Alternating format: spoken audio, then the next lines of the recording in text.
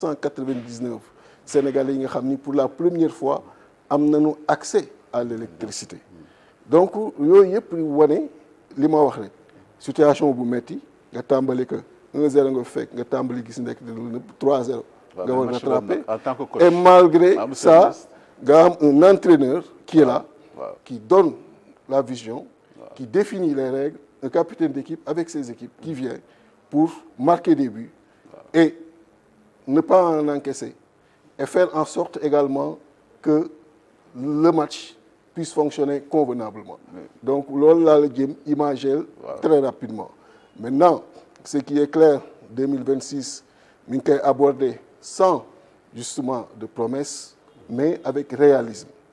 Des choses yi nga xam ni lu mu ci wax rek, c'est parce que c'est garanti et sécurisé au niveau de la LFI que vous avez suivi.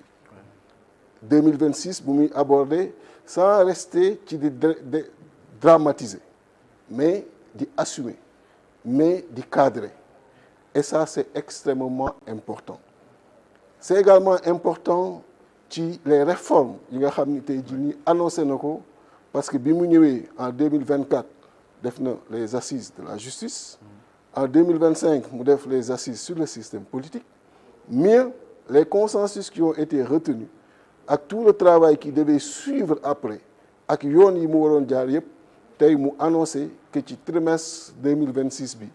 liñ ci jàpp daan ko ci mën a yóbbu assemblée bu ko defee lu war jaar ci constitution bi lu war jaar ci leneen ñu mën ko également génne. Ensuite parler de la protection des couches vulnérables ak lépp lu mënati am wane ni loolu du ko seetaan donc di ko féliciter sur ce discours nga xam ne tey def na ko et je pense que tous les Sénégalais yi ko seetaan gis nañu un président qui est là nekk ci seen yitte ki nga xam ni fekk na fi situation bu metti mais toogul des ca dafa jóg ak le premier ministre récemment ak le PRES le plan de redressement économique et social bi nga xam ni indi na ko permettre ñu indi ay financement endogène et ça c'est à souligner parce que jàppoon nañu tey yenn partenaires yi bu ñu génnee seen loxo Sénégal rek Sénégal day taxaw dëgg la am na yenn pays yi nga xam ni loolu moo fa xew bi yenn partenaires yi génnee seen loxo pour ñu fay seeni salaire sax problème la mais ñun partenaires yi ñenn ñi nga xam ni doo xam nga leen dañu génne seen loxo malgré ça il y a un plan de redressement économique et social qui est en marche qui permet avec aussi d'autres sources de financement yi nga xam ni ñoo ngi koy aujourd'hui utiliser de faire face à toutes ces charges-là mais également de répondre aux besoins des populations sénégalaises et je pense que quand même loolu jot a souligner la ak yeneen ñi nga xam ni daal ci mën dellu si dinañ ci dellu si sax mais dafa am yoo xam ne je sais pas ndax paradoxe lañ koy tuddee wala parce que le chef de l'État nous parle de baisse ay prix yoo xam ne wàcce nañ ko ci denrées de première nécessité yi au même moment nit ñi di wax ci li nga xam ne mooy pouvoir d'achat wu sénégalais yi ci boppam muy maanaam bëgg a jënd ak lu mu cher nga mën a dem ci boutique bi jënd ji beneen bi topp mooy réduction du train de vie de l'État mi ngi ciy wax mais ba léegi est-ce que desul ci ay promesses kese parce que lu ci bëree bëri ci lu ñuy wax nii du lu ñuy teg bët ndax agence yi ñu doon wax naan dañ koy boole ba léegi gisaguñ ko en plus ci côté budget aussi li nga xam ne moo ci wàññeeku du lu bari trop économie aussi ñi ngi wax au même moment ñuy wàññi njëgu dund yi au même moment ñuy jëlaat ay taxes di ko ci yokk est-ce que du ay paradoxe wala boog dafa leerul ci xel nit ñi. amul benn paradoxe c'est une cohérence totale ça dépend maintenant de la compréhension bi ngay am des mots qui sont avancés pouvoir d'achat mën kàttanub jënd kàttanub jënd nga am pour jënd wala aussi li nga doon jëndee ñu fexe ba mu wàññeeku parce que li ngay jënd bu wàññeekoo également fax day tax sa jënd xaalis bi nga yoroon li nga ciy jënd gën a mën a yokk te quand même mënoo jàpp ni 342 milliards xëy na yow yàlla dala may nga féex lool yàlla na gën a jëm kanam mais mënoo jàpp ni 342 milliards ci 2025 ñu teggil ko Sénégalais yi loolu du lu significatif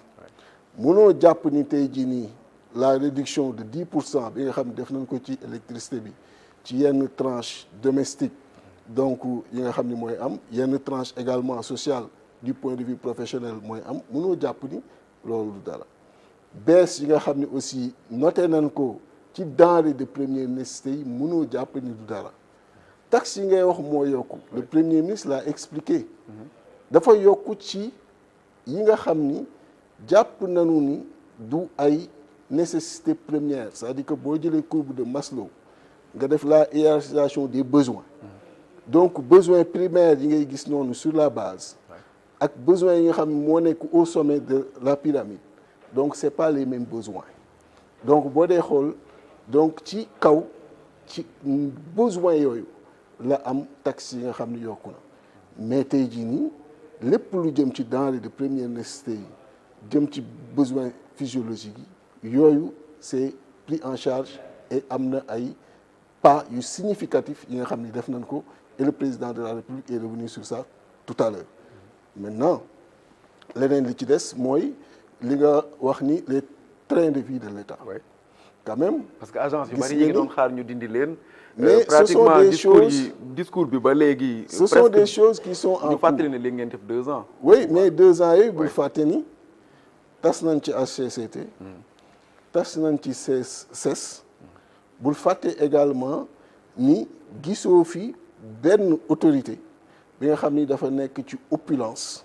wala dafa nekk ci ay dépenses de prestige wala dafa nekk ca ni mu daan demee nga xam ko jarul may dellu si fii yow ci sa bopp xam nga ni nit ñi ñoo ngi jóg guddi ak bëccëg ak le minimum qu'ils ont ak tous les sacrifices yi nga xam ñoo ngi koy consentir di travailler exclusivement ci besoin wu Sénégal yi commençant par le président de la République commençant par le premier ministre wàcc ci tous les ministres wàcc ci députés yi wàcc ci pas mal de fonctionnaires de l'État avec aujourd'hui le périmètre de sécurisation bi nga xam ni ñoo ngi koy def ak organes yi muy mettre en place di leen renforcer comme l'OFNAC wax na ko tout à l'heure appel à candidature pour ki nga xam ni moo koy jiite une initiative à saluer parce que yàggul demee noonu ouvrir ko pour que beaucoup de sensibilités yi nga xam ne jàpp nañu tey bu ñu duggee daanu def liggéey bi war ñu boole leen ci pour fexe ba bépp dërëm bi nga xam ni Sénégalais yi mobiliser nañ ko ci condition yu mu gën méttee pour mu war a dem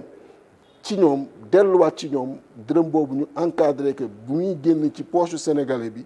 bay delluwaat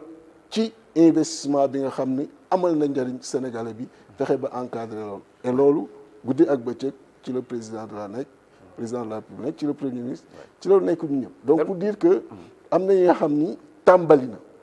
et am na yi nga xam ni également dina poursuivre nécessairement et donc il faut saluer les actes qui sont posés et comme je l'ai dit tout à l'heure ce sont ces actes qui nous permettent aujourd'hui dans cette situation assez fatale qu'on a trouvée d'être dans une normalité qui nous permet d'avancer maa ngi doon wax barki démb di tooñ le professeur Mary Teuw ma ni ko xam nga yow mathématicien nga xëy ni li may wax daa ko comprendre ñun dañu ñëw fekk ñu fi f de x égale a y on n'a pas trouvé une situation linéaire on a trouvé une situation complexe i au carré égale moins 1 dañu ñu bëri rek déparé loolu donc nag de cette situation complexe ñu war travailler à ramener une situation linéaire faire en sorte que tous les paramètres yi tax ñuy mesurer un état dans son fonctionnement qu'on les bloque et fonctionner normalement un endettement assez élevé faire en sorte que